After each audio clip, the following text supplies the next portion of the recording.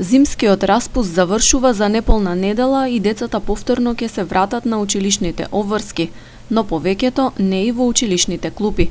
Второто полугодие за најголемиот дел од учениците ќе продолжи со онлайн настава.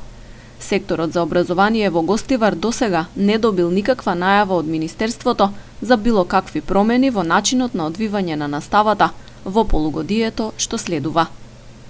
Според информациите од Министерство за образование и наука, фактички ќе се продолжи пак со настава онлайн, но уште немаме нешто конкретно. Ние како општина Гостивар сме за тоа да биде со физичка присутност, но пак што е најбитно е здравјето на професорите, ученициве и ние не можеме да одлучиме за тоа одлучи Министерството за образование и наука, како за цела држава, така и за кај нас. Надлежните за образование во Гостивар нагласуваат дека наставата со физичко присуство е незаменлива, особено за практичниот дел на часовите, како и за социјализација на децата. Сепак, последниот збор го има Министерството. Секој би сакал да бидат децата присутни на училиштето. Кога се зборува за медицинско училиште, треба да бидат и во практика тие деца, иако тие се по неколку дена на неделата, но тоа не е исто.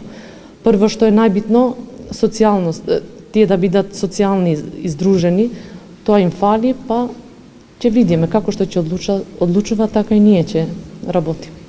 На територијата на општина Гостивар согласности за одржување на настава со физичко присуство добија само неколку училишта во селата.